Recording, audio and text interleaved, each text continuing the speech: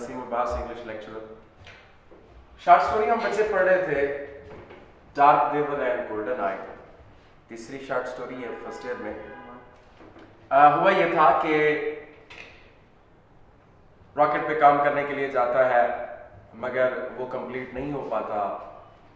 फिर हालात ऐसे होते हैं कि with the passage of time जो मेन कैरेक्टर होता है हैरी होता है, वो भी बदलना शुरू हो जाता है, फिजिकली भी और मेंटली भी बदलना शुरू हो जाता है। फिर कुछ अरसे बाद ज़मीन की हालत ठीक हो जाती है, जंग का जो समा होता है वो रुक जाता है, ठीक हो जाता है मंजर, और ज़मीन से रॉकेट के ऊपर कुछ बंदे चढ़ के आते हैं, वहाँ आके मरीख पे उतरते हैं और आवाज़ें लगाते हैं और ढूंढने की कोशिश करते हैं कि उनके ज़मीनी जो लोग हैं वो उन्हें मिल जाएं, मगर उन्हें ज़मीनी लोग नहीं मिलते। जो लोग वहाँ पे मौजूद होते हैं बेसिकली वो ज़मीनी ही होते हैं, लेकिन चूंकि अरसा इतना गुजर चुका होता है, वो फिजिकली चेंज होने के साथ साथ मेंटली भी चेंज हो चुके होते हैं।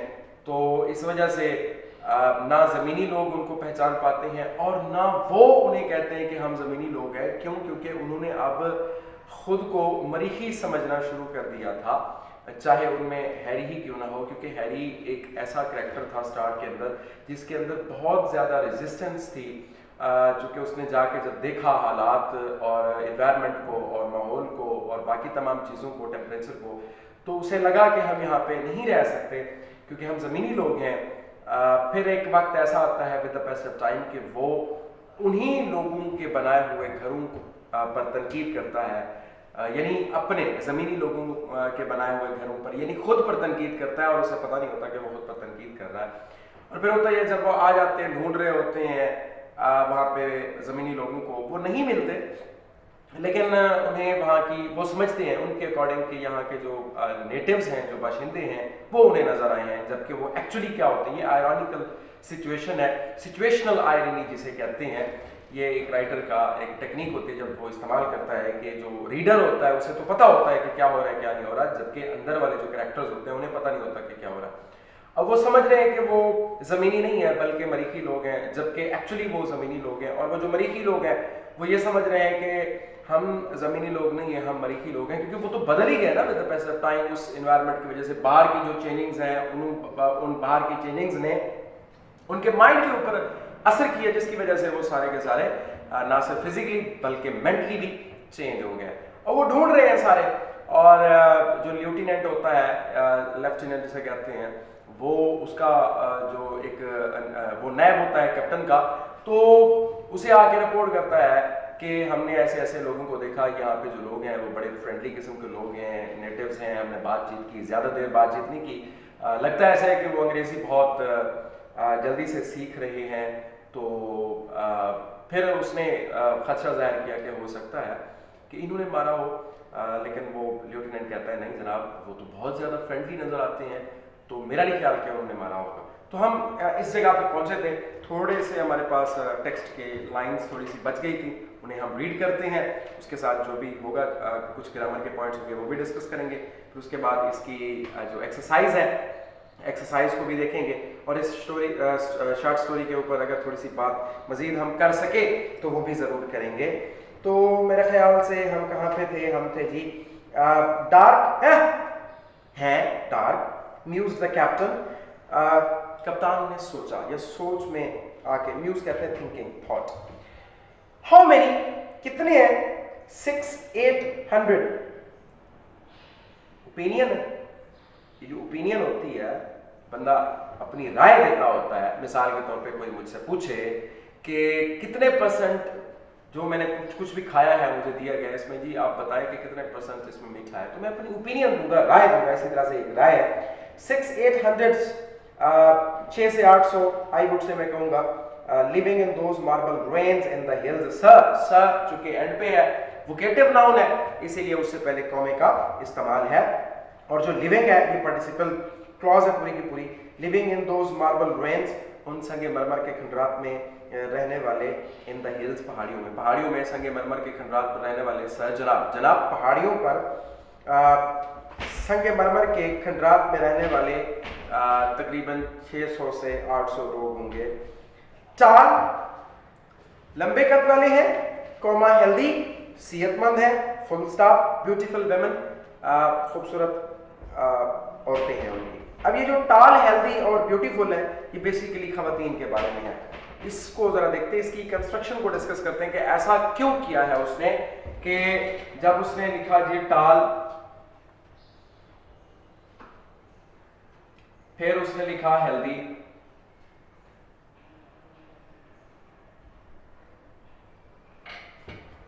फिर उसने लिखा ब्यूटीफुल,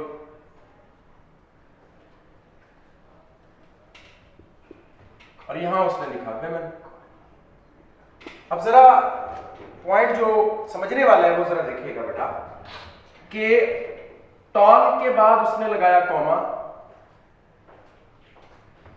हेल्दी के बाद लगाया उसने फुल स्टॉप, और यहां आके उसने फिर फुल स्टॉप लगा दिया। अब ये जो टाल है ये भी एडजेक्टिव है, ठीक है बेटा।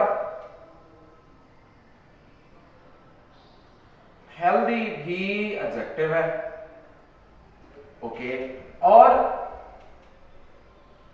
ब्यूटीफुल भी क्या है बेटा, एडजेक्टिव है।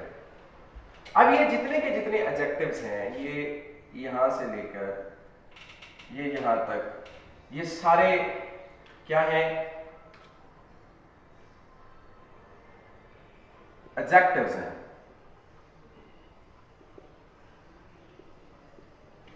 अब ये सारे जो एडजेक्टिव्स हैं ये किन के एडजेक्टिव्स हैं, इनका नाउन क्या है, इनका नाउन विमेन है। ठीक हो गया बेटा, ये नाउन है इनका वेमेन और ये एडजेक्टिव्स है। लेकिन सवाल ये है कि उसने ये कंस्ट्रक्शन क्यों दी है, टाल के बाद कॉमा क्यों लगाया है और हेल्दी के बाद फुल स्टॉप क्यों लगाया है। उसने यूं क्यों नहीं लिखा जैसे आमतौर पर हम लिखते हैं जी टाल comma healthy and beautiful women. उसने ऐसा क्यों नहीं लिखा। आमतौर पे तो हम ऐसे ही लिखते हैं ना, उसने ऐसा क्यों नहीं लिखा, उसने ऐसा ही क्यों लिखा, टाल के बाद कामा क्यों लगाया, हेल्दी के बाद फुल स्टॉप क्यों लगाया, ब्यूटीफुल का बी कैपिटल क्यों लगाया। यानी यहाँ पे सेंटेंस को उसने जो बात है मतलब इनको क्लोज क्यों कर दिया और यहाँ एंड नहीं लगाया, फुल स्टॉप लगाया और ब्यूटीफुल वेमेन लगाया। तो ये एक सवाल है, ये क्यों मतलब ऐसा हुआ है। तो बच्चे जरा देखिएगा गौर से,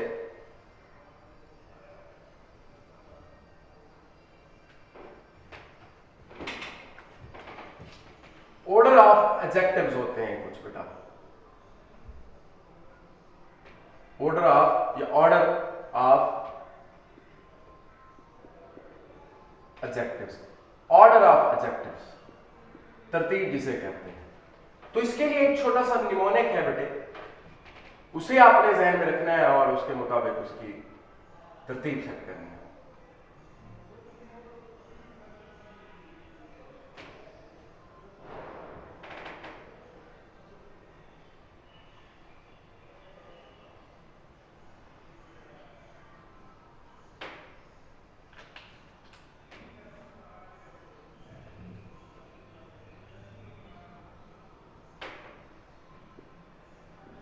हम लिखते हैं ओसा कॉन्ट। अब ओ से मुराद क्या है,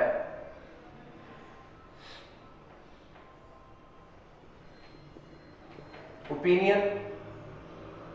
एस से मुराद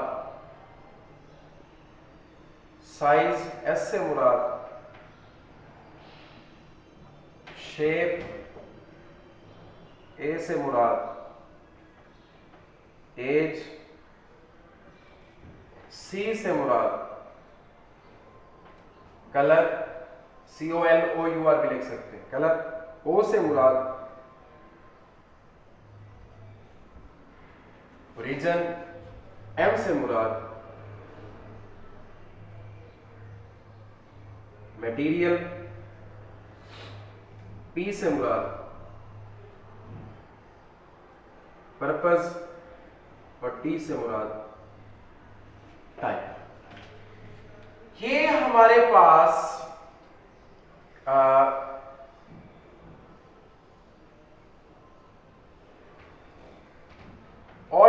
एडजेक्टिव होता है। एडजेक्टिव यानी ओपिनियन हो सकती है, एडजेक्टिव साइज हो सकता है, शेप हो सकती है किसी भी नाउन की, उसकी एज के बारे में, कलर के बारे में, ओरिजिन के बारे में, मटेरियल, पर्पस या टाइप के बारे में हम जब बात करते हैं तो ये एडजेक्टिव्स की टाइप्स होती हैं, यूं समझ लें। तो उनका ऑर्डर यूं होता है, ओपिनियन, साइज, शेप, एज। अच्छा, अब जो पॉइंट है समझने वाला वो ये है बेटे कि अगर सेम लाइक एडजेक्टिव्स आ जाते हैं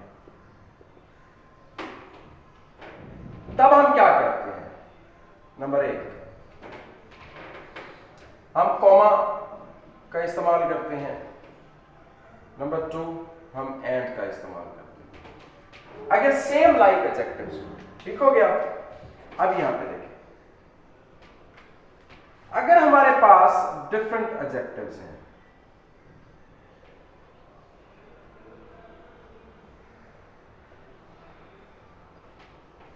मैं अभी आपको बेटे ऑर्डर नहीं पढ़ा रहा, ऑर्डर ऑफ एडजेक्टिव्स नहीं पढ़ा रहा, मैंने ये इसलिए लिखा है कि आपको ये पॉइंट मैं समझा सकूं, इसको हम इन डिटेल बाद में देखेंगे। मैं सिर्फ ये पॉइंट आपको समझाने की कोशिश कर रहा हूं कि ये जो उसने पंक्चुएशन ऐसे की है, क्यों की है, या ऐसे क्यों होता है।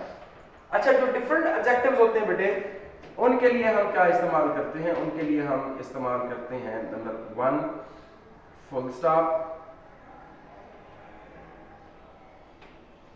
नंबर 2 नथिंग, कुछ भी नहीं, या फिर हम कुछ भी नहीं लगाते, या हम फुल स्टॉप लगाते हैं या हम कुछ भी नहीं लगाते। अब आ जाए इधर देखते हैं बेटे, मिसाल के तौर पे जैसे मैं कहता हूं कि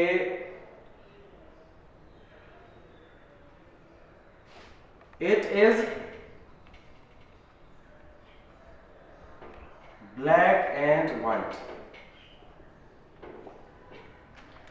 अब इसमें जो ब्लैक है ये भी एडजेक्टिव है और जो व्हाइट है ये भी एडजेक्टिव है। अब दोनों जो एडजेक्टिव हैं वो बेसिकली सेम है। क्या है? ये कलर है। अब सेम एडजेक्टिव्स अगर आ गए हैं, सेम लाइक एडजेक्टिव्स हैं, तो किसके साथ उन्हें जोड़ा जा रहा है? एंड के साथ जोड़ा जा रहा है। ठीक हो गया? या जैसे black comma white, black comma white girl was standing, यूं भी आप कर सकते हैं। एंड का भी आप इस्तेमाल कर सकते हैं, कॉमा भी लगा सकते हैं, एंड का भी इस्तेमाल कर सकते हैं। मगर जब डिफरेंट एडजेक्टिव्स आ जाते हैं तो या तो आप फुल स्टॉप लगाते हैं या फिर दरमियान में कॉमा लगाते हैं। कैसे? मिसाल के तौर पर जैसे मैं एक एग्जांपल आपको दूं कि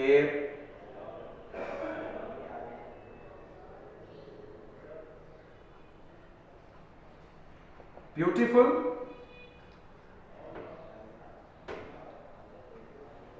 गोल्डन सैंड। अब इसमें जो ब्यूटीफुल है ये ओपिनियन है, गोल्डन का ताल्लुक कलर से है और ये नाउन है। अच्छा, ये दोनों जो हैं ये डिफरेंट है। ये क्या है बेटा? अगर ये डिफरेंट है तो फिर मैंने दरमियान में कुछ नहीं दिया। आप यहां फुल स्टॉप लगा के भी आगे बात चला सकते हैं। अब आ जाते हैं हम पिछली अपने इसी सेंटेंस के ऊपर, टाल हेल्दी ब्यूटीफुल वुमेन के ऊपर। इसमें जो टाल है ये फिजिकल अपीयरेंस है।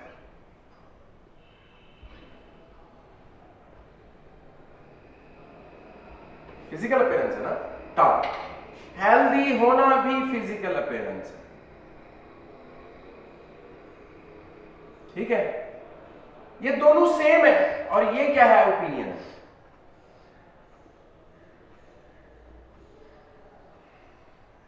ये डिफरेंट है।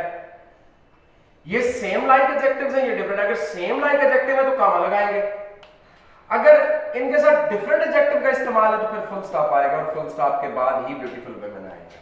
पॉइंट क्लियर हो गया? अगर सेम लाइक एडजेक्टिव्स हैं तो फिर कॉमे का इस्तेमाल करते हैं या एंड का इस्तेमाल करते हैं। अगर डिफरेंट एडजेक्टिव आ जाते हैं तो फिर या फुल स्टॉप लगाते हैं या फिर कुछ नहीं लगाते, जैसे यहां पे मैंने कुछ नहीं लगाया होगा। तो बेसिकली बात वुमेन की हो रही है, नहीं उनकी जो खवातीन है या वो जो खवातीन है वो दराज कद भी है, वो सेहतमंद भी है, वो खूबसूरत भी है। खवातीन दराज कद, सेहतमंद और खूबसूरत है। ठीक हो गया? ये जो बता रहा है वो ये बता रहा है कि टाल comma healthy full stop beautiful women, और ये सारे एडजेक्टिव्स वुमेन के बारे में है कि खवातीन दराज का थी या हैं, खूबसूरत हैं, सेहतमंद हैं और खूबसूरत हैं। डिड दे टेल यू, क्या उन्होंने तुम्हें बताया? क्या बताया? अब जो कुछ बताया ये वर्ब का ऑब्जेक्ट है। आहिस्ता आहिस्ता मैं अब अपनी डिस्कशन का फ्लो थोड़ा सा सेंटेंस की तरफ लाने की कोशिश करूंगा आप लोगों की, और नेक्स्ट लेक्चर में इंशाल्लाह हम कंपोनेंट्स ऑफ सेंटेंस की भी बात करेंगे कि एक सब्जेक्ट होता है, एक ऑब्जेक्ट होता है, वर्ब होता है, और इसके साथ और क्या चीजें होती हैं। तो ऑब्जेक्ट जो होता है वो किसका होता है? बेसिकली मैं सिर्फ इतना बता दूं यहाँ पे कि जो ऑब्जेक्ट होता है बच्चे, वो हमेशा वर्ब का।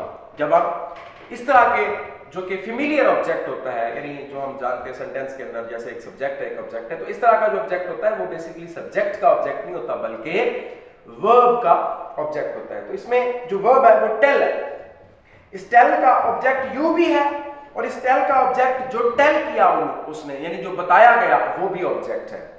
तो जो ऑब्जेक्ट होता है वो एक लफ्ज भी हो सकता है, ऑब्जेक्ट फ्रेज भी हो सकता है, ऑब्जेक्ट पूरी क्लॉज भी हो सकती है। डिड दे टेल यू, क्या उन्होंने तुम्हें बताया? व्हाट बिकेम ऑफ मैन, ये क्लॉज है। What became of man and women, के उन मर्दों और खवातीन के साथ क्या हुआ? Who built this earth settlement, जिन्होंने ये जमीनी बस्ती बनाई? ल्यूटिनेंट उसे मुखातिब कर रहे, वोकेटिव नाउन है, इसीलिए कॉमा आ गया ल्यूटिनेंट से पहले। अब who built, what became of men and women, इस सेंटेंस को देखेंगे बेटा।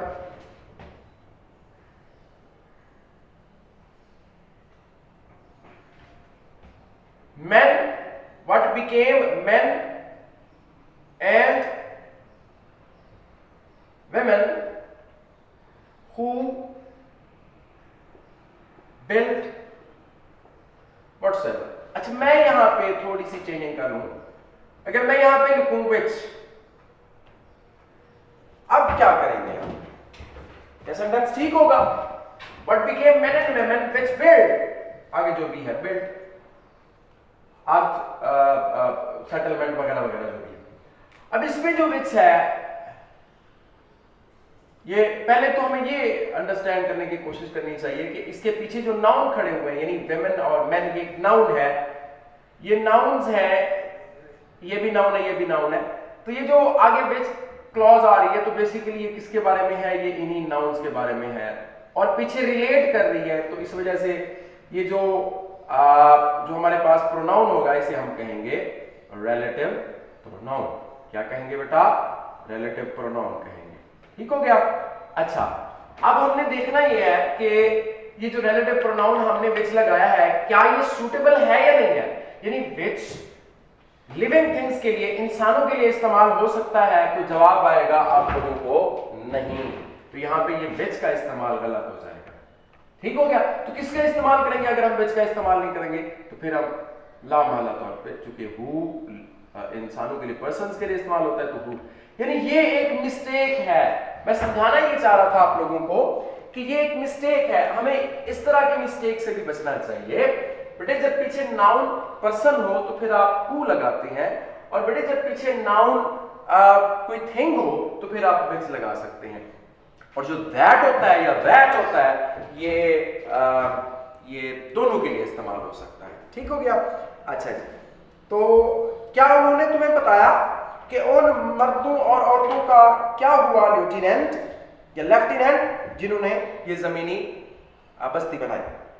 They had not the foggiest notion, foggiest, slightest, मामूली सा, हल्का सा, मुबहम जिसे कहते हैं, मतलब अनक्लियर जिसे कहते हैं।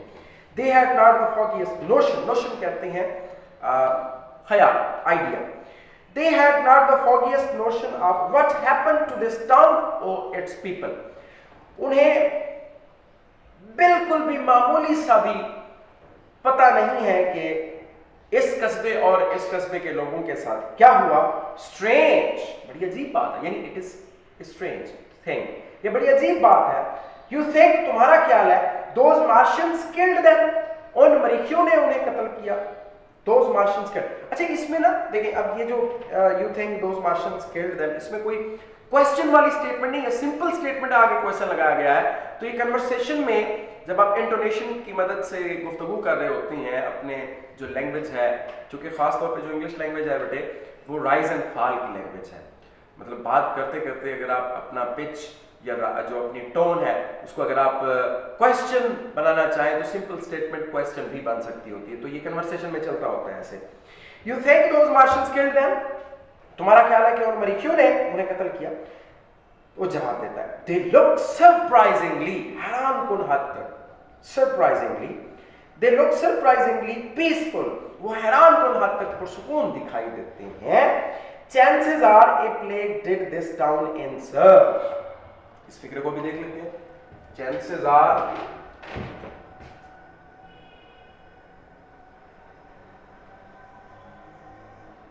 ए प्लेग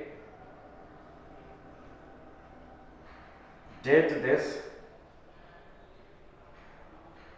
down in sir। अच्छा, अब पहला पॉइंट ये है कि ये जो सर है ये वोकेटिव नाउन है जो मैं बार बार बताता आ रहा हूं, और इस वोकेटिव नाउन की वजह से इस कामे का इस्तेमाल है। ये वोकेटिव नाउन की वजह से कामे का इस्तेमाल है। ठीक हो गया? अच्छा जी, ये तो क्लियर हो गया पॉइंट, मुखातिब कहते हैं। अब अगली बात यह है कि ए प्लेग, अब ये सिंगुलर है प्लेग, इसके साथ आर क्यों आया हुआ है? तो ये जो आर है बेटे ये चांसेस के साथ आया हुआ है, ये इसके साथ नहीं आया हुआ, यानी ये इसके साथ नहीं है आर, बल्कि are chances. There are chances, यानी यूं है there are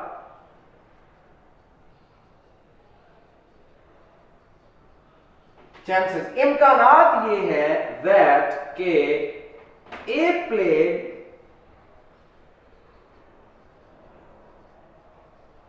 did this town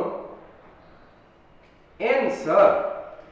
अच्छा, ये क्लियर हो गया, ये वाला पॉइंट। ए प्लेग अलग चीज है, सिंगुलर है, और जो आर है ना बेसिकली ये चांसेस के साथ है, और इसका खोलें अगर स्ट्रक्चर को तो फिर ये स्ट्रक्चर ऐसे बनता है there are chances that a plague did this town in sir. अच्छा, अब अगला जो इसमें देखें, देयर आर चांसेस, इम्कानात ये है दैट कि अ प्लेग, प्लेग एक बीमारी होती है, वबाई बीमारी जिसे कहते हैं, वबा ताउन जिसे कहते हैं। एक प्लेग डिड ने किया दिस टाउन, इस टाउन को, इन अंदर सर जनाब। अब ये समझ नहीं आ रहा हमें, क्योंकि इसमें अगर हम लफ्ज पर लफ्ज तर्जुमा करें तो समझ नहीं आ रहा, तो हमें देखना होगा कि इसमें क्या चीज ऐसी है जो हमें समझ नहीं आ रही। तो देखें, इसमें जो डिड है बेटा और जो इन है ये एक सेम चीजें, ये डिड और ये इन, ये डिड और ये इन सेम चीजें, यानी ये सेम इस्तेमाल है इनका, और ये लफ्ज है डिड इन। ठीक है? अच्छा, ये बन गया डू इन, यानी फर्स्ट इसकी जो फॉर्म होगी वो क्या बन जाएगी बेटे? डू इन बन जाएगी। ठीक है? अच्छा, इसमें एक वर्ब है, एक प्रेपोजिशन है, तो अगर वर्ब और प्रेपोजिशन एक साथ इस्तेमाल हो और एक लफ्ज के तौर पर इस्तेमाल हो तो उसे कहते हैं फ्रेजल वर्ब्स। क्या कहते हैं बेटा? Phrasal verbs. याद होगा मैंने आपको बताया था कि पिक इट अप, नॉर्मल वाला सबक याद करें, पिक अप था, पिक इट दरमियान में इट आ गया था, इसी तरह से ये दिस टाउन दरमियान में आ गया है और ये वाला अलग हो गया इस डेट से, लेकिन इस्तेमाल इनका सेम है। डू इन का जो मीनिंग है बेटे वो क्या है? डू इन का मीनिंग है डिस्ट्रॉय, यानी इम्कानात ये हैं कि एक ताउन ने, एक ताउन यानी वबाई बीमारी ने जनाब इस कस्बे का खात्मा किया, डिस्ट्रॉय कर दिया। परहैप्स, शायद, आई सपोज, आई थिंक, मेरा ख्याल है, this is one of those mysteries, one of those mysteries. अच्छा, जब वन ऑफ का स्ट्रक्चर आता है बच्चे, याद होगा मैंने बताया था पिछले लेक्चर्स में, वन ऑफ के स्ट्रक्चर में अगला जो नाउन होता है वो प्लूरल होता है। One of the boys, one of the girls, one of the students, one of the teachers, one of the businessman. अगर आप आगे नाउन सिंगुलर लगाएंगे वन ऑफ द बॉय, गलत हो जाएगा। तो वन ऑफ के बाद आप जो नाउन देंगे वो प्लूरल होगा, आगे जो वर्ब होगा वो सिंगुलर होगा। जैसे one of the boys is playing आएगा, आर प्लेइंग नहीं आएगा। ठीक है, ये पहले हम समझ चुके हैं इसके बारे में। I suppose this is one of those mysteries, मेरा ख्याल है कि ये मिस्ट्री कहते हैं, मुअम्मा, पजल जिसे कहते हैं, सीक्रेट जिसे कहते हैं। I suppose this is one of those mysteries. मेरा ख्याल है कि ये उन मुअम्मात में से एक मुअम्मा है, वी विल नेवर सॉल्व, जिसे हम हल नहीं कर पाएंगे। वन ऑफ दोज मिस्ट्रीज, उन मुअम्मात में से एक मुअम्मा, उन राजों में से एक राज, यू रेड अबाउट, जिसके मुतालिक आपने अभी अभी पढ़ा है। ठीक हो गया बच्चे?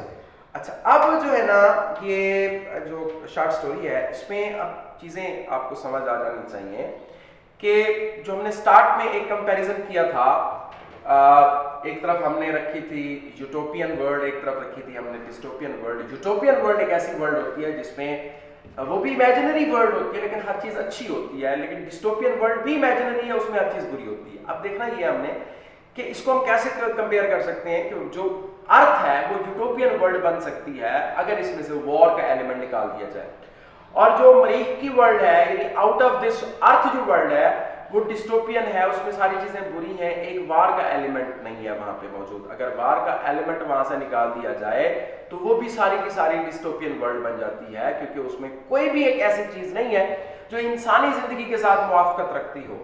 ये एक साइंस फिक्शन थी, राइटर ने, मतलब अमेरिकन राइटर ने एक साइंस फिक्शन, मतलब एक फिक्शन, एक इमेजिनरी कहानी उसने बनाई कि जिस तरफ दुनिया जा रही है, चूंकि दुनिया किस तरफ जा रही है, दुनिया जा रही है एटॉमिक पावर की तरफ। जो वर्ल्ड ऑर्डर 20वीं सेंचुरी में बना, उस वर्ल्ड ऑर्डर के अकॉर्डिंग दुनिया जा रही थी किसकी तरफ? एटॉमिक पावर की तरफ जा रही थी, न्यूक्लियर न्यूक्स की तरफ जा रही थी, और ये रेस लगी हुई थी कि कौन सा कंट्री न्यूक्लियर न्यूक्स बनाने में कामयाब होता है।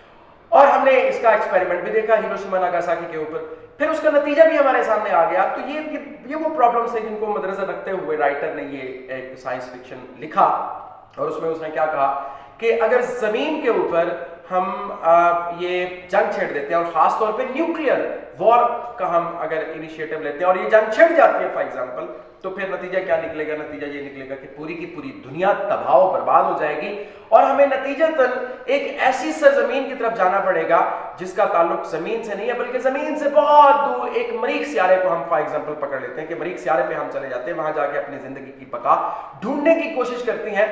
बट ऐसा नहीं होता, वहां जाकर जो जमीनी खसूसियात होती हैं वो सारी की सारी खत्म हो जाती हैं।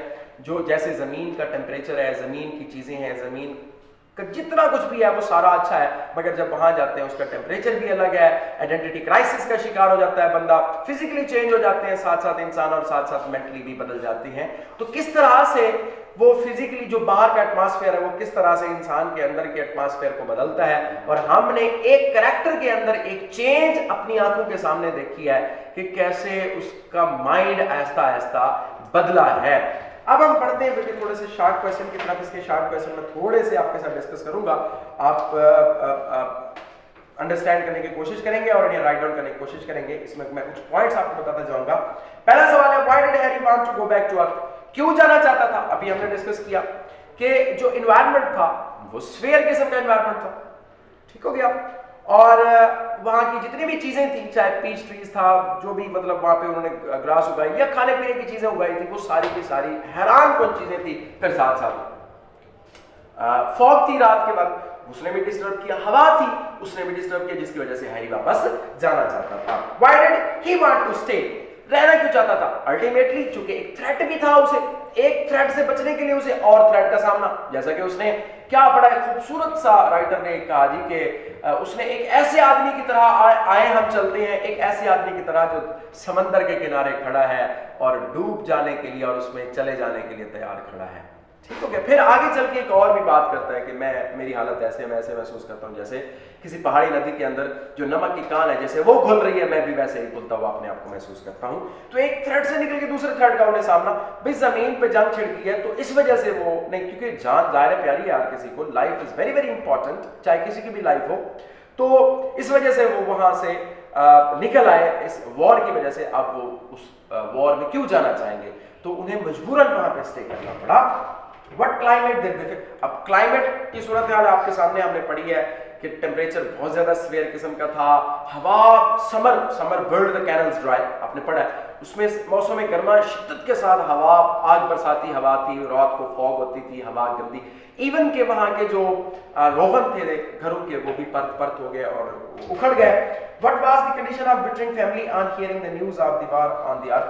जाहिर है कोई भी फैमिली होती, बिटरिंग की फैमिली नहीं, कोई भी फैमिली होती तो उसका वहाँ पे क्या हाल होता आप अंदाजा लगा सकते हैं। और इनके साथ क्या हुआ ये भी अंदाजा लगा सकते हैं कि वो लॉरा स्टम्बल्ड, वो लड़खड़ाती रही, she held her husband and her daughter, लपट गई अपनी बेटी और अपने हस्बैंड को और शोर करने लगे और बहुत ज्यादा परेशान हो गए। और हर किसी को परेशान होना चाहिए भी है इस सिचुएशन में, लामाला तौर पे जैसे वो परेशान हुए।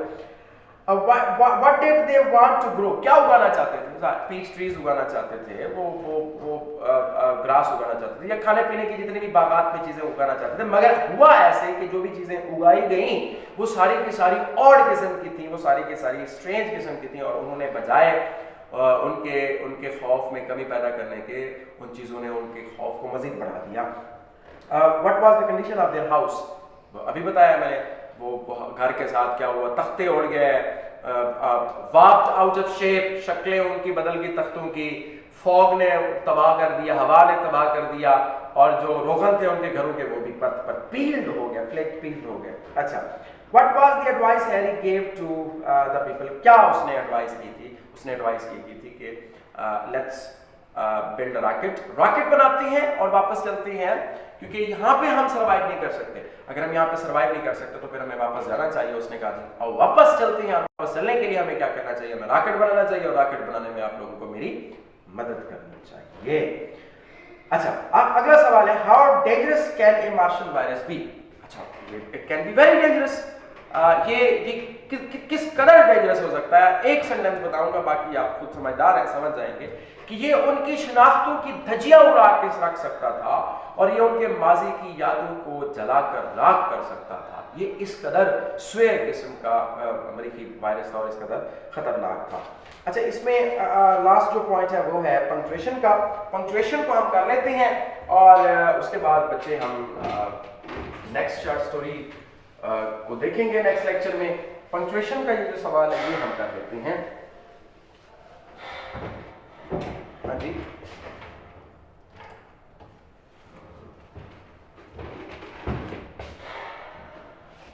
लिखा हुआ है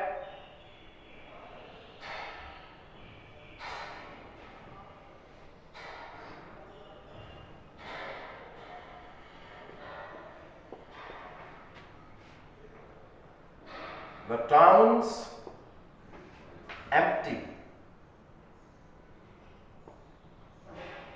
but we found native life in the hills. Sir, dark people, yellow eyes,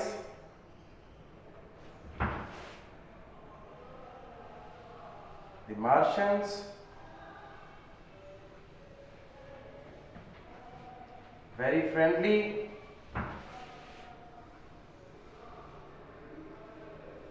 we talked a bit,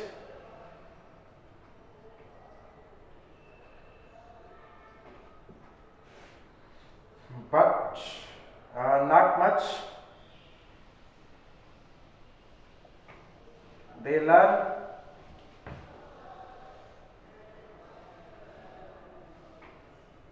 English fast. अब बेटे ये हमारे पास पंक्चुएशन है। अच्छा, ये पंक्चुएशन खड़ी कहाँ है? मैं पहले आपको ये भी बता दूं, ये है लास्ट पेज के ऊपर 22 के ऊपर। इसको जरा देखेंगे और हम यहाँ से इसको हल करने की कोशिश करते हैं। अच्छा, the town's empty but we found native life in the hills, dark people, yellow eyes, the Martians very friendly, we talked a bit, not much, they learn English very fast, they learn English fast। इसमें ये जो भी है सारा का सारा dialogue है, और ये किसके डायलॉग है? ये लेफ्टिनेंट के डायलॉग हैं जो आगे कैप्टन को बता रहा है। यानी इसका मतलब है ये रिपोर्टेड स्पीच है, रिपोर्ट की गई स्पीच है। जो रिपोर्ट की गई स्पीच होती है वो इन्वर्टेड कामाज में होते हैं। तो पहला जो हम काम करेंगे इन्वर्टेड कामाज यहाँ पे शुरू कर देंगे। ठीक हो गया? और जब तक ये डायलॉग चलता है तब तक ये इन्वर्टेड कॉमास बंद नहीं होंगे। पहला हमने काम करना होता है, कैपिटलाइजेशन करनी होती है। कैपिटल कर दिया, अब ये द टाउन्स, यहां पे कॉमा आएगा, यानी द टाउन इज एम्प्टी। अब दूसरी क्लॉज शुरू करने से पहले हम यहां पे कॉमा लगाते हैं, दूसरी क्लॉज शुरू करने से पहले, क्योंकि देखें एक क्लॉज है the town is empty, subject verb आ गया, क्लॉज बन गई। फिर अगली क्लॉज है we found, subject verb we found, तो दरमियान में बट आया हुआ, बट के साथ कॉमे का आना जरूरी है। क्यों आएगा ये भी मैं बता दूं आपको।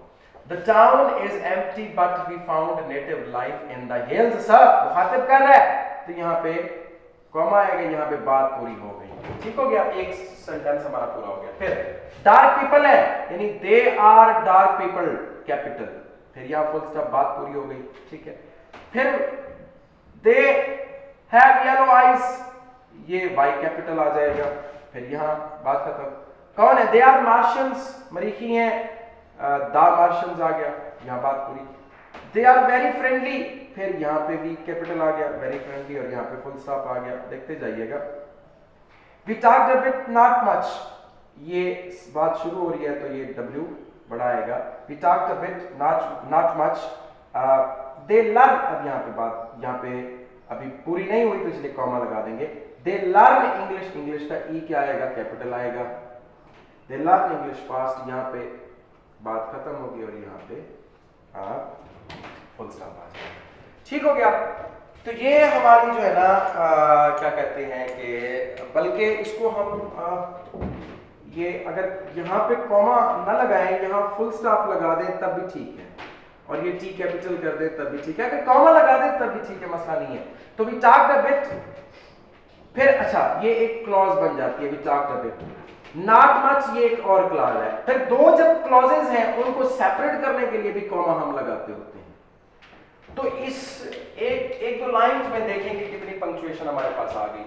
एक कैपिटल इन्वर्टेड कॉमास का इस्तेमाल आ गया, रिपोर्टेड स्पीच है, कैपिटलाइजेशन में हमने यहाँ देखा, यहाँ हमने ये कंट्रैक्शन है जो कि यहाँ मिसिंग है एक चीज, वो देखा हमने। फिर यहाँ पे कॉमा का इस्तेमाल है, यहाँ भी कॉमा का वोकेटिव नाउन के लिए इस्तेमाल है, इस सर के लिए। फिर फुल स्टॉप है, फिर ये पूरी क्लॉज है, फिर फुल स्टॉप है, फिर क्लॉज है, फिर फुल स्टॉप है, फिर क्लॉज है। और ये बेटे जो क्लॉज मैं कह रहा हूँ, इसमें देखिए आप सवाल कर सकते हैं, सर इसमें वर्ब तो है नहीं, फिर क्लॉज कैसे होगी? तो ये जो क्लॉजेज होती हैं वो मुख्तलिफ किस्म की होती हैं, वर्बलेस क्लॉज भी होती है, इवन सब्जेक्टलेस क्लॉज भी होती है, तो इसमें वर्ब नहीं है, लेकिन क्लॉज का मीनिंग दे रही है पूरा का पूरा, इसीलिए हम इन्हें क्लॉजेज कहते हैं। तो ये भी पूरी क्लॉज है, ये भी पूरी क्लॉज है, फुल स्टॉप, ये क्लॉज, फुल स्टॉप, ये क्लॉज, फुल स्टॉप, एक ये क्लॉज है, एक ये क्लॉज है।